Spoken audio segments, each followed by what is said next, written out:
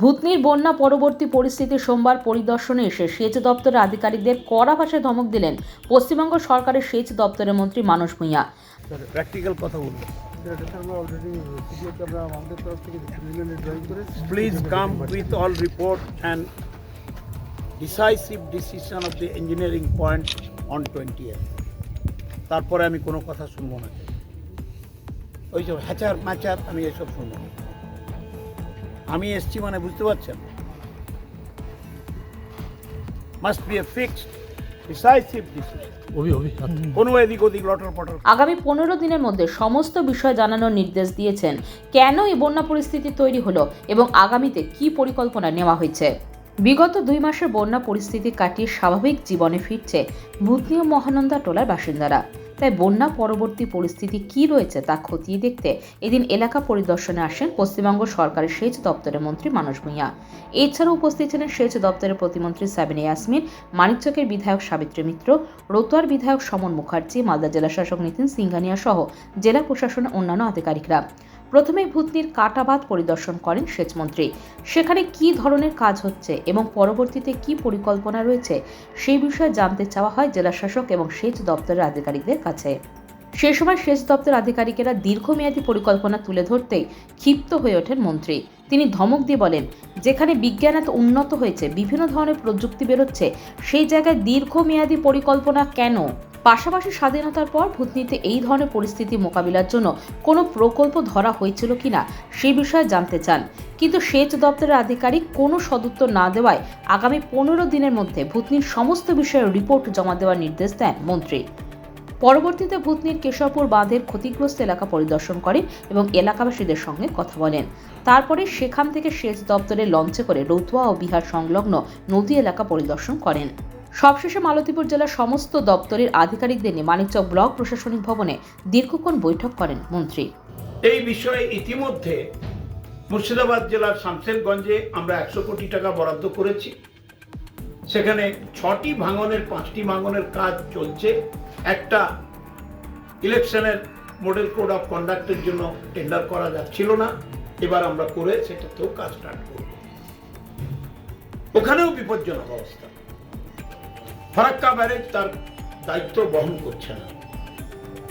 চুক্তি হয়েছিল ফারাক্কা ব্যারেজ ওপরে 40 কিলোমিটার, নিচে 80 কিলোমিটার, 120 কিলোমিটারের দায়িত্ব নেবে। কিছুদিন কাজ করছিল, বিজেপির আমলে, কেন্দ্রীয় সরকারের আমলে সেটা তুলে নিয়েছে। মাত্র 19 কিলোমিটারের কাজ হচ্ছে। আর 15 সাল থেকে না নদী বাঁধের ভাঙন, না বন্যার ত্রাণে একটি পয়সাও দিল্লির সরকার দেয়নি। আমার মাঝে মাঝে মনে হয় পশ্চিমবঙ্গ কি মঙ্গল গ্রহের কোনো একটা রাজ্য? অন্ধ্রপ্রদেশ টাকা পাবে, বিহার টাকা পাবে, মধ্যপ্রদেশ টাকা পাবে, উত্তরপ্রদেশ ঢেলে টাকা পাবে। মুখ্যমন্ত্রী মমতা বন্দ্যোপাধ্যায়ের মামাটি মানুষের সরকার বাংলায়, সেখানকার মানুষ ডুবছে, ভাসছে, হারিয়ে যাচ্ছে, সব হারানোর যন্ত্রণায় কাঁদছে। তারা কেন টাকা পাবে না? 1,86,000 কোটি টাকা আমরা পাবো কেন্দ্রের বিজেপি সরকারের কাছে, একটা পয়সা নেই, নট এ সিঙ্গেল পয়সা। কিন্তু আমরা তো থেমে থাকতে পারি না।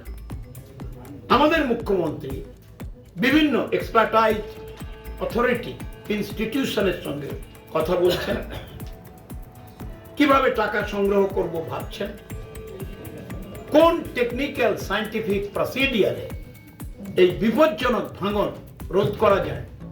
আমাদের সায়েন্টিস্টরা, বিজ্ঞানীরা, হাইড্রোলজিস্টরা চিন্তা ভাবনা করছেন। মালদার মানুষকে, মুর্শিদাবাদের মানুষকে আমরা হারিয়ে যেতে দেব না, এটাই মুখ্যমন্ত্রীর নির্দেশ। আমি সাংবাদিক বন্ধুদের কাছেও আবেদন করছি, যেখানে যেখানে খবর পাবেন, কারণ হঠাৎ ঘটনা ঘটছে, দুড়ুম করে বাড়ি পড়ে যাচ্ছে, ভার্টিক্যালি কোলাপস করছে, এটা বিপজ্জনক ব্যাপার হচ্ছে। তো সেগুলো আমরা নজর রেখেছি। আমাদের দপ্তর সার্বিকভাবে মালদা মুর্শিদাবাদের দিকে তীক্ষ্ণ নজর রেখে কাজ শুরু করেছে। উপরওয়ালার কাছে প্রার্থনা করি আমাদের প্রচেষ্টা যেন সার্থক হয়, মুখ্যমন্ত্রীর নির্দেশ যেন সঠিকভাবে পালিত হয়, মালদার মানুষকে মুর্শিদাবাদের মানুষকে আমরা যেন রক্ষা করতে পারি। এই ব্যাপার নিয়ে আমি সরেজমিন দেখে গেলাম।